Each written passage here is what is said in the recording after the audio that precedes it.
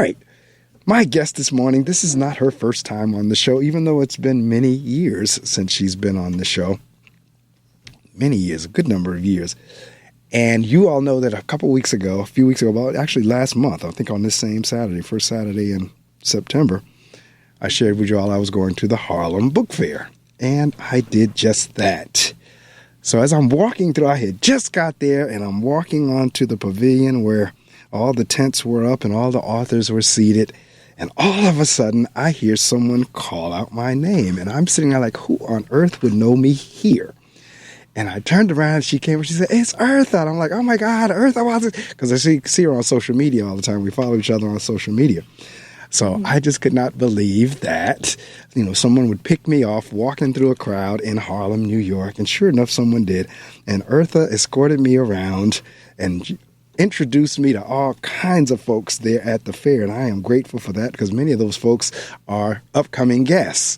They signed on to be guests on the show in the following weeks. So my guest this morning is none other than Eartha Watts Hicks. She is the founder of Earthatone Publishing and Earthatone Books, former director of publications for Cultivating our Sisterhood International Association, that's COSIA or COSIA. She is a NYFA, New York Foundation for the Arts artist, a member of the American Society of Composers, Authors, and Publishers, ASCAP, and the legendary Harlem Writers Guild. A fiction fellow of the Hurston Wright Foundation, Center for Black Literature, and the North Country Institute, and Retreat for Writers of Color. Eartha's writers have appeared in several online publications, including Harlem World Magazine, theurbanbooksource.com, and futureexecutives.org. Her writing advice has been featured in The Writer's Guide in 2013, and in June of 2013, she received the Just, READ, that's Read, Game Changer Award in the fiction category from the NYCHA branch of the NAACP, and was named New York City Literacy Ambassador. In 2014, she was featured in the Congressional Black Caucus as part of the Write It Down panel discussion. A PR writer and affiliate of blackpr.com, she specializes in press releases for entrepreneurs, ministries, and nonprofits. She also leads writing, self-publishing, and publicity workshops for the New York Public Library, the National Writers Union, and the New York City Parks Department. Ladies and gentlemen, welcome back to the Reading Circle microphones, Eartha Watts Hicks. Eartha, good morning again. Good morning, Mark. Good morning, everyone. And thank you for the invitation. This is a pleasure. Well, thank you again. Like I said, on that Saturday at the book fair, soon as you saw me and we started chatting, and then you started escorting me around, and I loved it. We had an opportunity to meet a whole bunch of different folks. And like I said, many of the authors that I met through you have scheduled, as well as I'm trying to think of the young lady. We didn't get a chance to talk. I'm trying to think of her name. Your very good friend. She was with the councilman that day. Yona, that's right. Okay, Yona has started scheduling people as well. Yona has started. Wonderful. So it's really worked out great, especially as I'm going into this is the fourth quarter now of the year, and I'm doing that fourth quarter calendar. So the month of October is done. November has started filling, and I even have some folks that signed up for December. So, wow. Yeah, so it turned out to be a really good day that day, for the people that I did have an opportunity to meet and pass business cards out to. So, okay, we're going to go back because it's been a little while since you've been on the show, and there might be some folks in the listening audience who were not around during the time you came on the last time. We're going to go back to the beginning in terms of where did this whole writing begin? Was this something you did, as a youngster that you did in school, or was it something that became later in life? Take us back a little bit to, all these different things about writing that I see in your bio. How did we get there? Well, we got there when I was accepted into a gifted program at the age of 11. It was called De La Salle Academy for the Bright and Gifted. It was a summer school program offered by Immaculate Conception, which was off of 151st Street and 3rd Avenue in the Bronx, which was a Catholic elementary school that ran a summer school program for gifted children.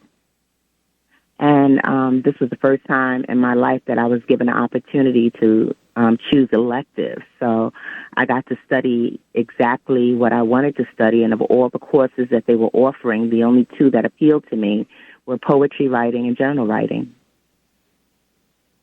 Now, it's interesting you brought up that experience because I was sharing earlier, prior to you coming on the air, about two of my students in my school that got accepted into a program called the SEEDS program. Mm-hmm. And that program sounds very similar to what you're talking about with the Gifted and Talented program. And it is so important, and I tell people all the time, for the exposure, for folks to be exposed to something they may or may not have known, but to have the opportunity like you just shared. So now you being a part of that puts you on a writing trajectory. Yes, it absolutely did. And curiously, the journal writing course was offered by a gentleman by the name of Brother Bill. Now, Brother Bill was a Catholic monk, but he was quite an unusual character in that, you know, he was and he was very, very overtly masculine, you know, and he was the kind of guy that you would see in a bar with a beer in his hand. He just happened to be a Catholic monk. And in mentorship with a class full of 11 and 12-year-olds, he encouraged us to write whatever we feel as if no one would read it. He said the importance of it is not that it be perfect paragraphs or in perfect essay form. The importance of journal writing is getting out what we feel, however we feel, even if we need to use profanity to express our feelings. Go ahead and curse. It's okay. These are our feelings. Our feelings are okay. You know, so in that regard, he encouraged us to identify what we feel instead of trying to mold our existence and our perspective into what we think society deems as appropriate. Well, the great thing about a journal is that the journal is yours. It's really for nobody else's eyes to see but you and God anyway. And that's the good thing about journaling, is that you really can express whatever is going. That's why it's not good for people to go in other people's journals, because it's not written for them, and you know they might be shocked with what they find out as they're reading a journal. So it's not good for. I mean, that's a privacy issue for anybody. You know, if you think you see somebody's journal, or you with your friends or whomever, and you feel like, oh, I can get Eartha's journal and read it. No, that's a privacy issue. You really have no business in there. But to the monk's point, to his point, you can. And I have like over 20, probably 30 journals. You can put in there whatever you're feeling at the moment. And really, you know, it's not a matter of judging it. It's not a matter of, you know, holding back. That's where you can let it all out. I mean, a journal almost in a certain kind of ways almost could be like a therapist. Yeah, and then not only that, there is a purer form of writing that comes out when we don't censor ourselves. That's correct. You know? So it allows us to, number one, identify what we feel, because there are certain things that we won't admit to other people and certain things that we need to process and work through. So, journal writing is definitely like a healthy way to, if not, you know, pursue the craft of writing. It's definitely a healthy way to vent and to just nurture yourself.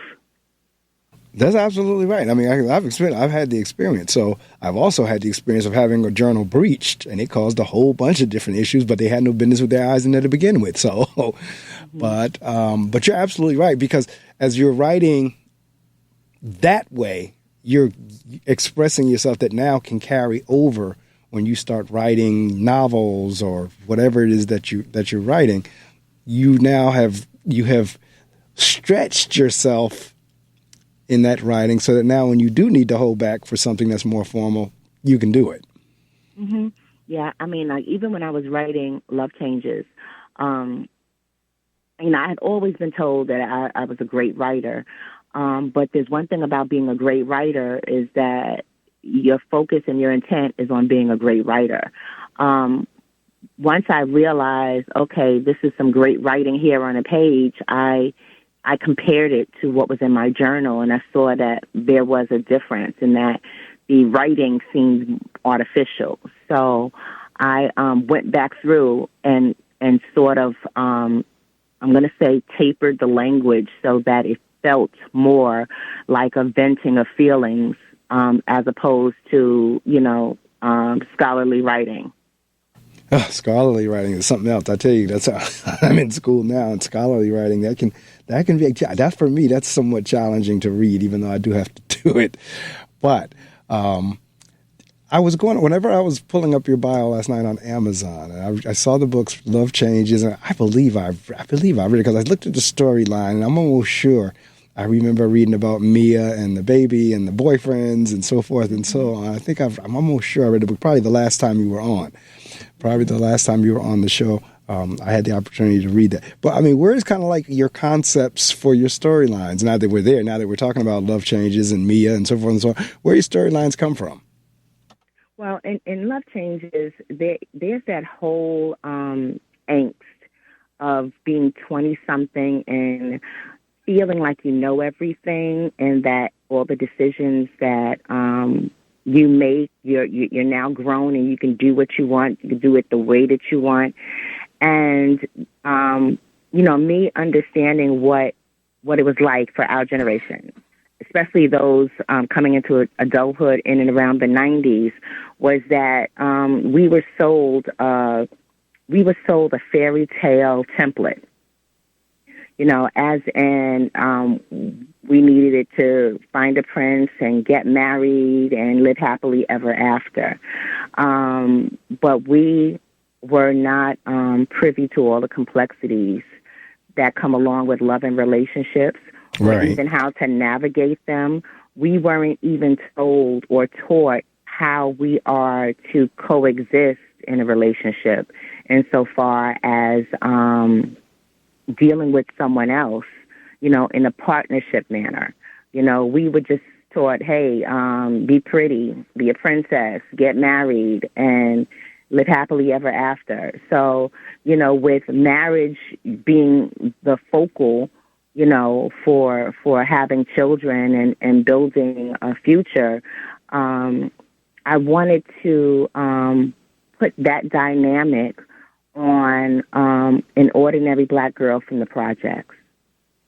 And I wanted her to be the focal point of a story where she's the one that's sought after. That insecure girl who feels her sister is prettier than she is, who's told what to do all the time by her mother. And one thing about our generation is that we tended to be more obedient because we were the latchkey kids. So we were told, go straight home, don't open the door, don't answer that door for anybody, don't talk to anybody on the way home, and don't answer the phone unless you hear me ring once and then hang up and then ring back again. So we had like strict instructions. We were cooking for ourselves from the time of 6 and 7 years old. We know how to cook meals and we know how to take care of a house. So because our generation was more obedient, more of the caretakers, more responsible, too early. I wanted to see a young woman from this particular generation being the focal point or the nucleus of a love triangle where she was sought after,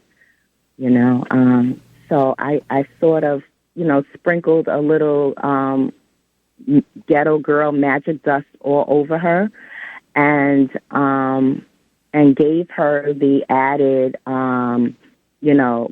desire to please, that people-pleasing quality. And I made her super intelligent. All the characters are super intelligent from the hood and college educated.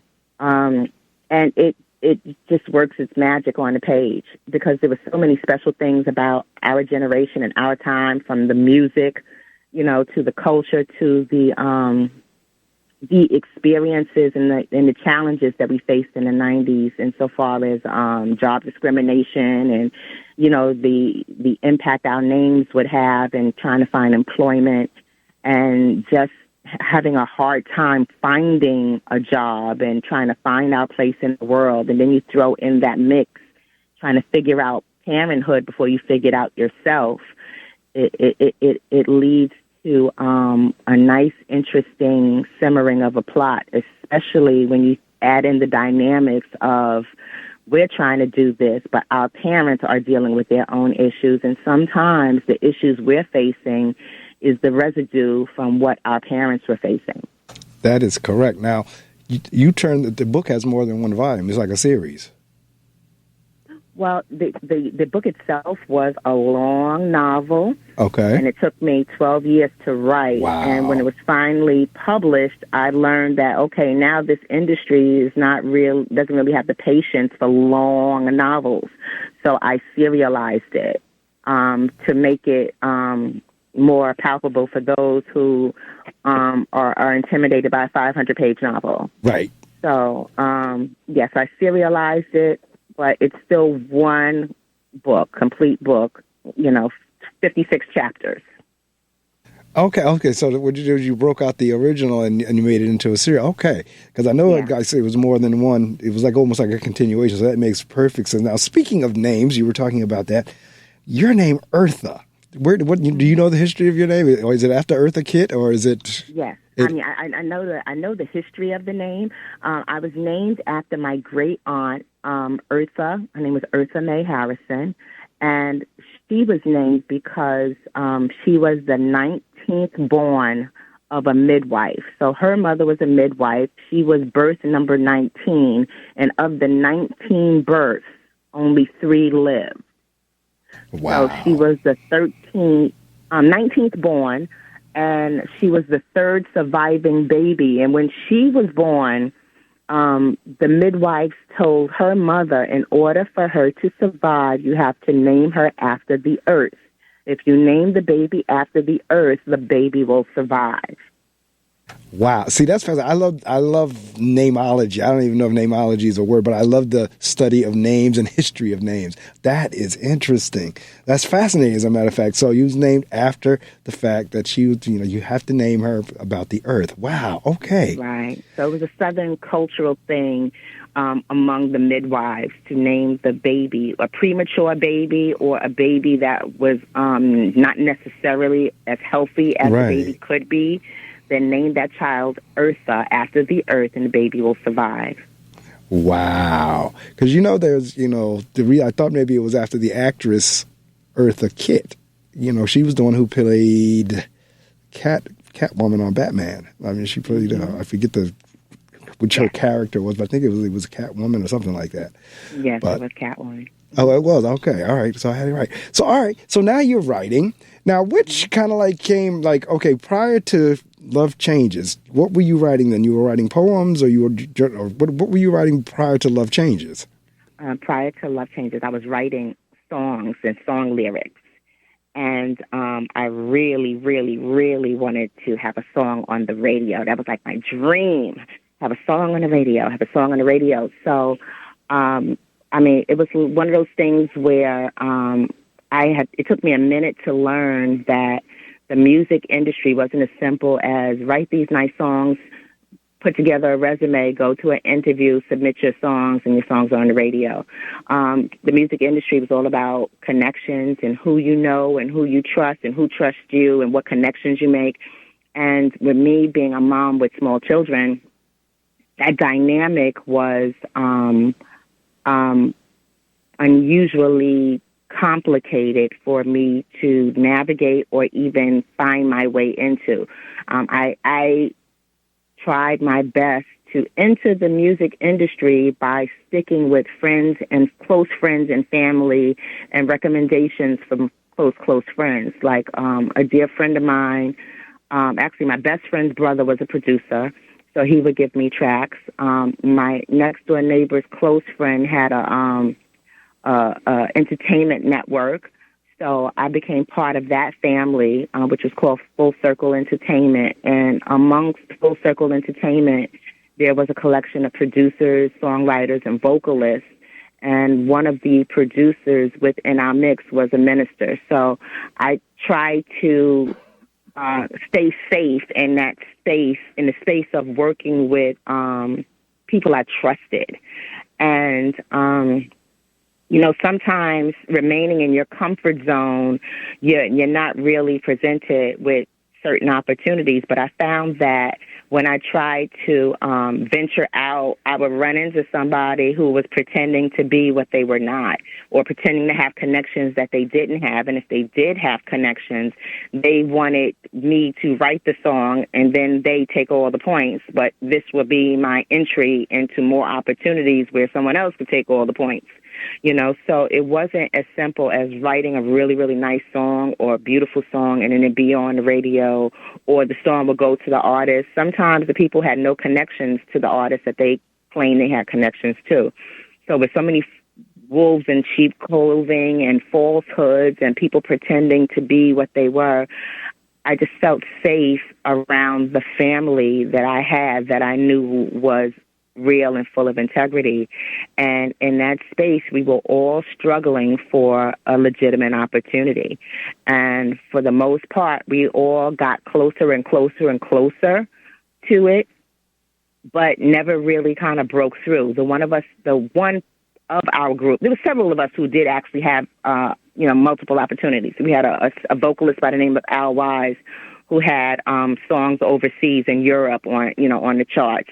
Then we had Moray, then Yahweh, I believe his last name is, but we knew him as Jay, but he's changed his name to Moray more recently. But he'd worked with Luther Vandross, and he'd worked with some gospel artists, and he was family, in the sense that we were all like brothers and sisters. We were really super tight. And, it was easier for the producers because they were composers, and the vocalists, it was easier for the vocalists. But someone like me who couldn't sing a lick, if I stumped my toe, someone like me, it was like not so easy to convince people like, hey, this is a beautiful song, when I really didn't have the vocal capacity to kind of convince people otherwise, so when it came to Love Changes, I literally took my song catalog and arranged it in a fashion that told the complete story, and that gave me the plot line. So now as you were developing your characters, going back to Love Changes, because I heard you mentioning the characters when we were talking about a couple of minutes ago, mm-hmm. How did you, as you were developing your characters, did they come alive for you, or were they live? Because I've interviewed many authors where they say their characters literally was just like if they were living with them. Yeah. It was. It started off with me putting words in their mouths, and then it ended up with them telling me who they were, and for all. I'm going to say for all intents and purposes, but I had intended the Rommel character to be more of a villain, that ominous threat of a possibility that we don't necessarily want, or something that endangers the situation. But as I developed the character and the character evolved, he became the favorite. So he became the favorite character, the more preferred, the more brilliant of the. He just took on a life of his own, and the readers, because I was workshopping this as I was writing it, the readers fell in love with Rommel. It was like every time I would start reading Rommel, everyone was on the edge of their seat. And I was like, well, wait a minute, you're supposed to like the other character. And they're like, nah. And I was like, well, wait a minute, the Rommel character has all of these girlfriends. They're like, so what? Bring him back. I said, that doesn't make any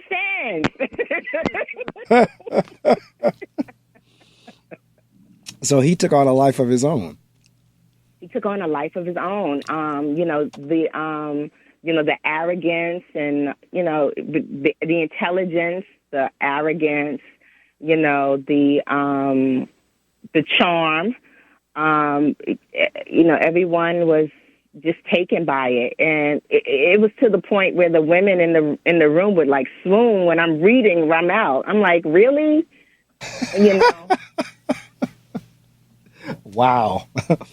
So that character, it really did come to life. So, yeah. now you were just talking about like workshop. Like, describe what is like a writer's workshop. What is that experience? Okay. Now, I had attended several workshops when it came to Love Changes. The first one was Begin That Novel, which was really my attempt in just, dipping my toe in the water. But when I took Begin That Novel, I already had like almost 400 pages, right? So that was just like, okay, now that you've taken this workshop, take another.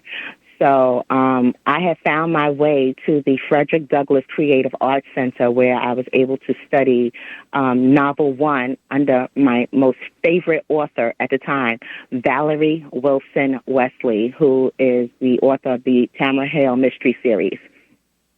And in taking Miss Valerie's workshop, I used to come to the class with all my hardcovers in a tote bag, and I never worked up the courage to ask her to autograph them. So that's how much of a fan I was of her work. But wow. but in taking the workshop, it's like everyone really everyone comes in first day, everyone's amped up, right? And you start off with more people at the beginning, but by week 8, people start falling off. Right. So my first workshop, Begin That Novel with Valerie, we were each asked to read 10 pages. So, and as we were each asked to read 10 pages, everyone took Begin That Novel, and for the most part, there were only like maybe 3 people in the room who actually had some writing before they took the workshop. Okay.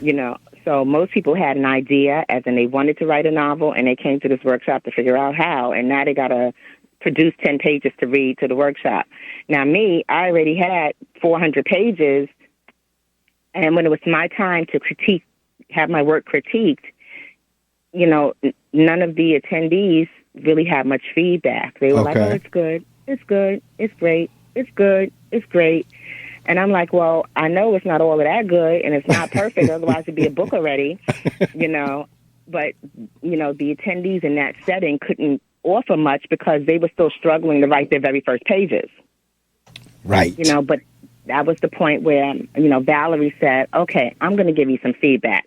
She said, these characters are absolutely brilliant, but it seems to me like everything is happening on a telephone. I need to see these people. I need to see them interacting in the space that they are in, right? I need to see the mother. I want to see them engaging, right? So, and she said, how long is your first chapter? I said, well, my first chapter is 71 pages. And she was like, 71 pages? I said, yeah, well, everything was happening all in the same day. So I just figured since it's all in the same day, it's all in the same chapter. And she said, no. No, she said, the chapter is where there is a natural break. So wherever you feel there's a natural break, that's where you end the chapter. And it usually comes anywhere between 5 and 10 pages.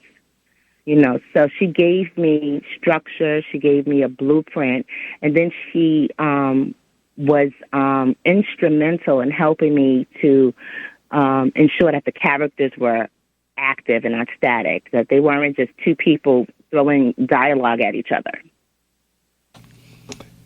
Wow. So, like, for folks who want to be a writer, you have to write every day. How do you avoid writer's block, or how did you avoid writer's block? Or what did you do if you had writer's block? Well, over the years, I've learned quite a few tricks. I've learned that writer's block happens when you sit at your computer, turn the screen on, and the screen is white. That's when you get writer's block.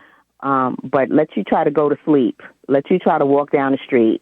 It's like you'll see something, oh, wow. And then you're like, man, I wish I had a piece of paper. So what I started doing was walking with index cards, 3x5 index cards in my back pocket, or the little ones, 2x3s, right, in my back pocket with like a pen. And I would see things, and I would write a line on the index card. And if not index cards, I would use a Post-it sticky, write the quick little note, boom, stick it in my pocket. And what happened was, eventually I had a big black garbage bag full of these index cards, and I didn't type fast. So I have a daughter that types ridiculously fast, and that was from her Mavis. She was a Mavis Beacon teacher typing fan, so she played that like it was Pac-Man. So her typing speed was like pitter, pitter, pitter, pitter, pitter, you know. So I was like, okay, here, I'm going to pay you to type this big bag of this, right? Because what would happen is every time I would take one index card out that had one sentence on it, that one sentence would evolve into a whole page, right? And I had a whole shopping bag of this stuff, right? So I would get lost in writing the one note off the index card. It would turn into a whole page, which is a good problem. But if you have a big garbage bag full of these index cards, it feels like you're never going to finish. Wow. So I paid my daughter to type this big garbage bag full of index cards for me. Took her less than an hour. And I went in and I just filled in the story around those lines, which became plot points. And once I had all of that done, I put them in sequential order where they belonged in the context of the story. And I already had a timeline because my song catalog gave me they were like a beat sheet. So the different beats and stages to the story was dictated by my song catalog and in the order in which it told the story. And once I had all of those plot points from all of those index cards, I just put them right in the order of where they fell in line.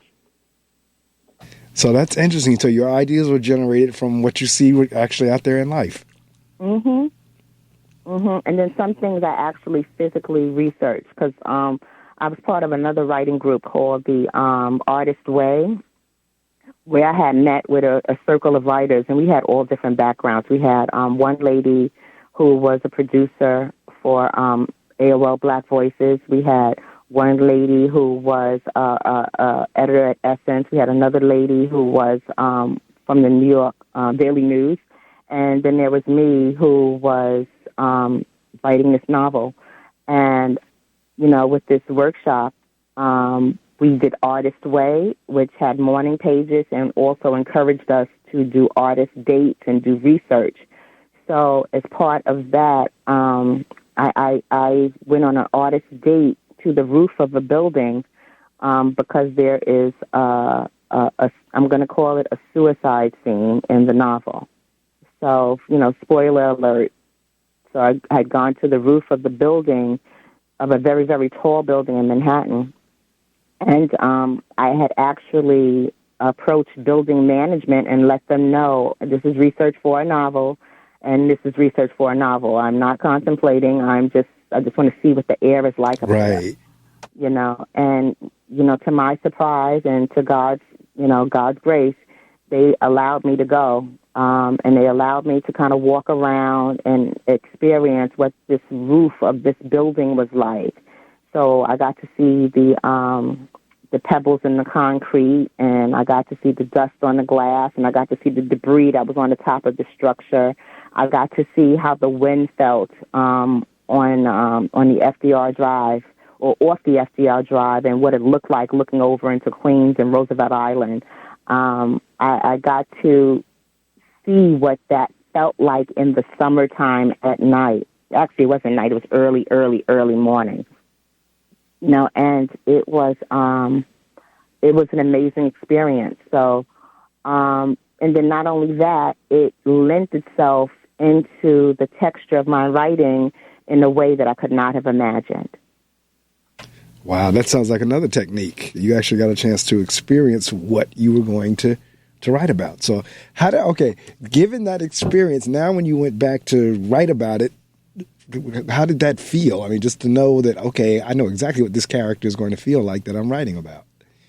It felt like nature took over, in the sense that where it would have just been plain and flat, it felt experiential as I was writing it now, because now you feel the wind, and now you feel the elements of the weather, and now it felt more like life, because in life there are not two people in a vacuum. There are two people in a space, and that space is situated in the place, and that place is in and amongst nature. And even if that place is indoors, there are elements indoors that impact our psyche. Things on the wall, books on the shelf, how many lights, how many lamps, is the air conditioning on or off, so researching that way allowed me to bring forward something to my writing that made it very rich, even though it's taking place right here in New York City. See, what's interesting about that is, like, if you have a movie, the person watching the movie, the viewer, can see all of that. But as a reader, you as the writer have to make the reader be able to feel that coming up off the page. Mm-hmm. Mm-hmm. That's different from, like I said, in the movie it's visual, so you see all those things going on. But when you're reading, you have to use your imagination to do that, and as the writer, you have to tap into the reader's imaginations. Right. And then as a writer, you need to tap into more than what is happening and what the characters are saying and how the characters look. A book is more than how the characters look, what they're saying, and what's happening. There is how does their background play into their psyche? How does it impact the decisions that they make, right? How does where they live impact how they feel about themselves, right? What do they do to make their home feel good to them? So I all of that. Just from living in New York, I know what it's like to move into a tenement building that had not been renovated ever, and you have to worry about bugs. I know what that's like. I know that in New York City that you can keep a clean apartment and still have bugs, and depending on where you live, you can keep a messy apartment and have no bugs. New York is a strange place. Right. So, I made the apartment dwelling characters themselves, as in the furnishings in an apartment really kind of bounced off the psyche of the character. So the Rommel character being more cavalier, his place is like, all leather and glass and, leather and smoked glass, Right. So his place is like leather and smoked glass and Art Deco furniture, and the Mia character her stuff is more makeshift and eclectic, and let's make it pretty with a piece of fabric, and a pop of color, So I kind of gave us who the characters were and how their surroundings look. How did they fix their surroundings to reflect who they were as people? So that was, and then I have a passion for furniture design anyway. But yeah, so I just brought all of that, all of those what I call useless skills that would mean nothing to no one but me. I brought that all in. But it makes that much more of an interest. I'm almost 100% certain I read that book, because I remember you doing, as you're talking about, you did a focus on her couch. Mm-hmm.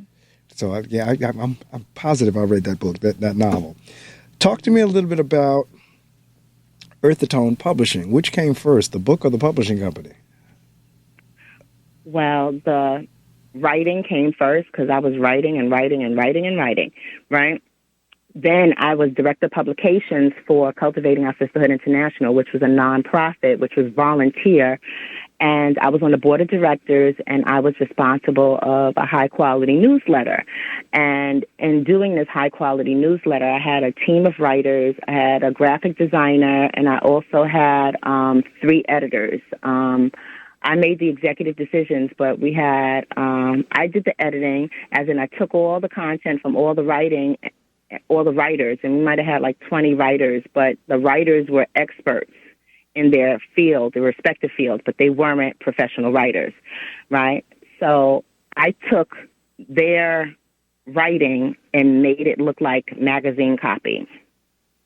And then I passed it on to a copy editor who was on staff, and then I passed it along from there to the proofreader who played Noel, who, I gotta say it this way, she was a phenomenon in the sense that she wasn't a writer, she wasn't an editor, right? She was working on her doctorates, but her father was a career editor with 50 years of experience, and for 20 years, she had been editing after her dad. So she was copy editing her dad's work or proofreading her dad's work, and he was a professional editor, career 50 years.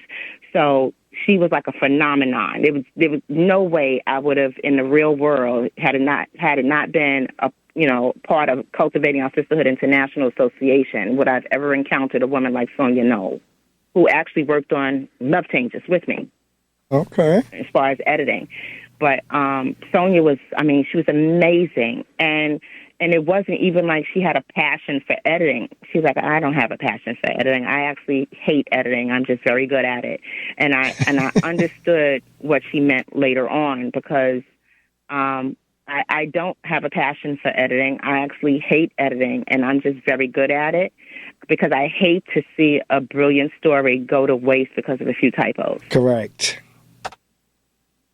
Which brings, going back to the publishing, because I remember when Vanity Press, self-publishing, I remember when all that was introduced, because at one point you had to go to one of the major publishing houses. You had to go to get your work done. But then Vanity Press came out, self-publishing came out, so forth and so on.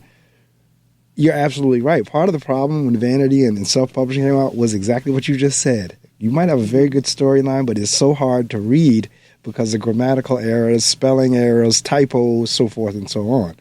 Because for me, I know, and I'm a speed reader, so whenever I come across a typo or a misspelling or grammatical, that's like hitting a bump in the road for me. Like I'll be sailing along, and all of a sudden that's thrown in the way, and it's like that. Like I said, that's like a pothole. So after too many potholes, I put the book down. So you're absolutely right. So as you do Earthatone publishing now and Earthatone books, is that just your books, or do you have other folks that you publish? I have other folks that I publish. But what I try to do is I don't say I'm a publisher for other people. What I do is I say I subcontract for other independent publishers, because I want them to understand that, I can give you a near perfect book, but it's up to you to market, to sell, and to create the business structure that helps this to sell and reach its audience. I can share the information that would help you and would benefit you, but you have to do the legwork. Because what happens is when, as a publisher, let's say I'm a publishing house. When I publish someone who is a brilliant writer, right, I can only take them through the steps I've already made in the snow. Okay. So I can only take them through the connections I already have. I can only introduce them to the people I already know. And those people that I am meeting, I don't know what the outcome would be for those particular people. So even if I introduce them to someone that I just met, I can't guarantee that outcome. I can only guarantee the outcome for the steps I've already made in the snow. Case in point, I'm New York City Ambassador for Literacy through the NYFA, New York City Housing Authority branch of the NAACP. If I get a book in my hand from someone that I published, I can introduce that book to the NYFA branch of the NAACP because I already had that connection and I've already fostered and nurtured that relationship. But what happens is, like if my success level is where it is right now, everyone who writes a book, especially if it's a brilliant book, there's that thought, that lingering thought that, hey, this is going to be on the New York Times bestsellers list and I'm going to earn millions of dollars. It's like there is that, I'm going to call it, let's call it a gold coin. Like, you know how you used to play video games, it'd be a gold coin? Yeah. So this is gold coin that when you write this book, that, hey, this is going to be the next Waiting to Exhale. It's going to be in movies. It's going to be this and it's going to be that. Yeah, that's possible, but you have to open those doors and find those people and introduce those people to your book, or, you have to be able to get a meeting with those people. You have to be able to get your book into those people's hands, and you have to get them to read your book. So I've given so many books over the years, so many complete novels over the years to influential people who, either passed it along or didn't read it or never, never got word, and it was just by chance that I had given a copy of my book to Nikki Giovanni and she read it. Yeah, you know what? I actually had Nikki back in, I think it was 2010. Nikki was a guest on the show also. Wow. I've actually had the opportunity to interview her, but like I said, that's going back almost 15 years ago now. And she read it. And then what occurred or anything? Did anything occur? Yeah, she read the book and she sent me a postcard from Aruba. Wow. Yep, she read the book. And I had given so many books out to so many people that when I got her postcard, I was like, oh, wow, this is nice. Who's this? And then I was like, poetically, Nikki, who's Nikki? And then I looked and I saw her name, and I was like, Oh, my goodness. Well, I tell you what, in terms of networking, you are, like I said, in the introduction, whenever we were at the book fair, you were networked. I mean, we were going from booth to booth. Eartha was introducing me to this author and this person and that person. So if what I saw on that particular day is any type of representation of how you operate, then the authors that are working with you, then you've probably hooked them up with some very good connections. Yeah, I mean, I consider my connections, my network as family. I'm a member of the Harlem Writers Guild, and when I try to explain what being a member of the Harlem Writers Guild is like, I say, imagine being part of a Black family and everybody is a brilliant writer. That's the Harlem Writers Guild. Wow. We have such a tight, close-knit unit that nurture each other to do our best work, that we are family, and our goal is to use our art to get our voices out there so that we tell our stories the way they need to be told to uplift our people, So with that being the case, I connect with other writing groups, and I've been giving workshops for the National Writers Union, New York chapter. So I've run into writers there. I've run into writers through the fellowship programs I've attended through the Hurston Wright Foundation, through the Center for Black Literature, through the New York Foundation for the Arts. And it's like I still attend book events. So when I attend book signings, when I, and then, forget it. When our guild members release a book, I try to show up and, support. So, and not just guild members, people I know who are close friends, who I've connected or who I've vended with, because I'm vending at these events as well. And I try to support, vendors that I connect with from different vending events. So it's like these connections have been, I'm going to say spilling over for like 15 years. Now, you're in New York. I mean, New York is like a major market. You're talking like New York, the LAs, the Chicagos, the Dallases. Those are like major markets. This is not like Squeedunk Podunk. You're in like New York. So if there ever was a place for you to kind of like be exposed and to get exposed and to meet people, New York would be the place. Yes, but I've also learned there are conferences now, Black book conferences all across the country. I've been to Texas a couple times, going to conferences. And there's like a the National Black Book Conference is offered by the Center for Black Literature at Medgar Evers College, but there's also a National Black Book Club Conference by Curtis Bunn.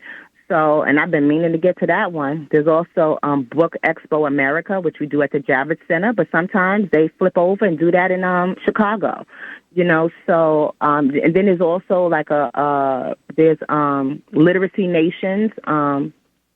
Shout out to Mr. Richard Ashby out of Philadelphia, who does their conference. So I've been to their conference in Philadelphia. I've been to the Congressional Black Caucus in Washington, D.C. So I like the East Coast because it's easier to go up and down the East Coast than it is to go across the country. But there are Black book things happening all over now because everything is not rooted in just New York anymore. There is a whole Atlanta network. There's a D.C. network. There is a Detroit network. And one of my sister friends from Detroit, Tamika Kane, one of my sister friends, I've invited her to participate with me in the Congressional Black Caucus. And whenever she does something in New York, we connect that way. And I've yet to make it to Detroit, to her area, but she was, doing some tremendous things. But there are Black writers now with the advent of digital publishing and, KDP that, we could pop up and do what we do, and we don't necessarily need to be in New York with the mainstream publishing houses. We can be our own entity and in doing so create our own networks wherever we are. And then the writers like me from New York who want to see what it is that we're doing, we can come see you in North Carolina, in South Carolina, in Florida, Chicago, Detroit. We could just go where your event is, because there are book events happening all the time, all over the country. And when I am thrilled to hear that because there's always kind of been that myth that Black people don't read. Mm-hmm. So the fact that we have all these various Black book organizations, that warms my heart because and maybe, there was a time where we didn't read because we could not read, and that's, whenever it was illegal almost for Black people to learn how to read, or if anybody who was teaching you how to read, they can get killed also. But that's one thing. But so what I'm hearing from this interest in books and everything is that, Black people are interested in reading and writing. Mm-hmm. Yeah. And the thing about it is, and I say it this way, Black people are the Black people, for the most part, who are interested in reading are also interested in writing. Correct. So the more a person reads, the more likely they are to write a book of their own. Correct. You're absolutely right. And it means that, all of that is possible. So as we come down to the end of the book that I got from you when we were at the book fair was a daily planner. So how did we get to that? How did we go from novel to like a daily planner? Okay. The thing about me is that I went to college for accounting. And when I went back the lines in journals with pencil and ruler. So that was quite a while ago. Also in that space, I was vice president for transportation for student government, which meant I was responsible for hiring the shuttle bus that took students off campus to the Long Island Railroad. And then I was also responsible for creating the bus schedule for our shuttle bus. So around that same time, I was also working in the collections department, the retail card services, MasterCard, Visa collections department at a bank called Manufacturers Hanover. So, in working with student government full time, working at Manufacturers Hanover full time, going to class, my schedule was ridiculous, and I was like 18 years old.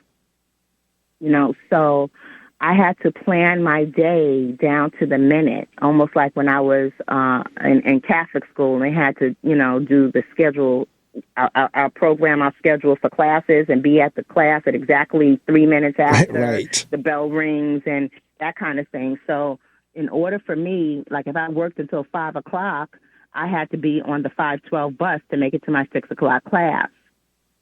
And then I had class from 6 o'clock to 7:50, and then I had to be at the 8 o'clock class, and that's how I maintained a full-time schedule. I had 2 classes per day, and my one day off was Monday, and I had student government on Monday, and then I had to look in my schedule for those empty blocks of time so that I would know when and where I could do my projects. Because we had projects, we had papers, and we had all the assignments that were due for these college courses.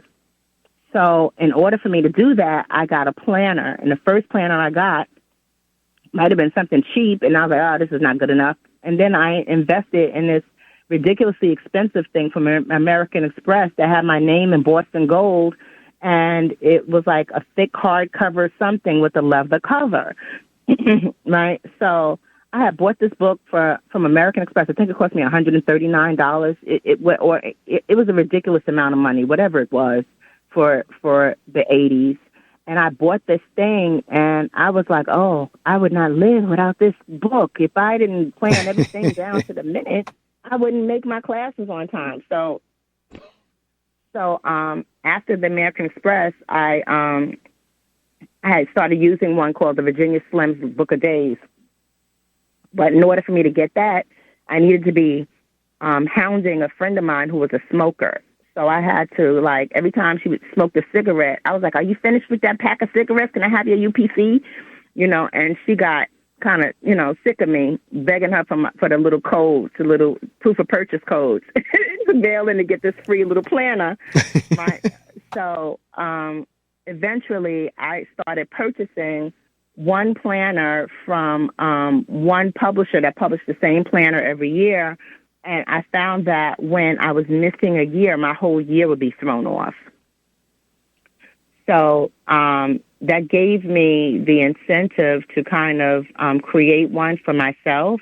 And I wanted to do one as a birthday gift to my then editor when she turned 80 for her 80th birthday. But the task itself was so grandiose, it was overwhelming. So I had, that's what it was. I had taken a workshop. City College? Something happened. I know what it was. I was gearing up for the release of another book, and I had someone dupe my cover, as in duplicate my cover and my release date to kind of piggyback off of my marketing. So when I saw, like, after I did a cover reveal, they revealed a very similar cover with the similar title for the same release date, and I saw what they were doing, I said, okay, let me switch up. And that's when I buckled down and just designed the planner. And I used the same skills that I used in doing the bus schedules and being an accounting major and knowing how to design ledgers and all of that. Now I got computer to do it. I don't have to do it all by pen and pencil and ruler. I can just do it myself using, the spreadsheets and using, Adobe. And that's what I did. Okay. Well, we have come down to the end, but there was one other thing. There was an event that you invited me to. Did that happen already, or is that coming up?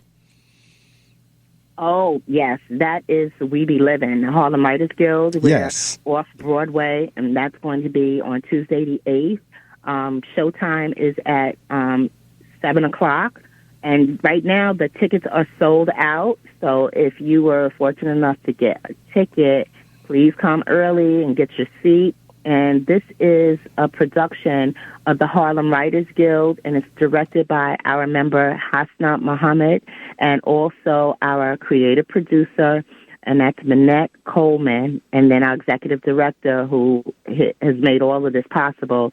And we're off Broadway at Theater 555, which is 555 West 42nd Street. And it's our opportunity to allow the writings that we create to be brought to life by professional actors.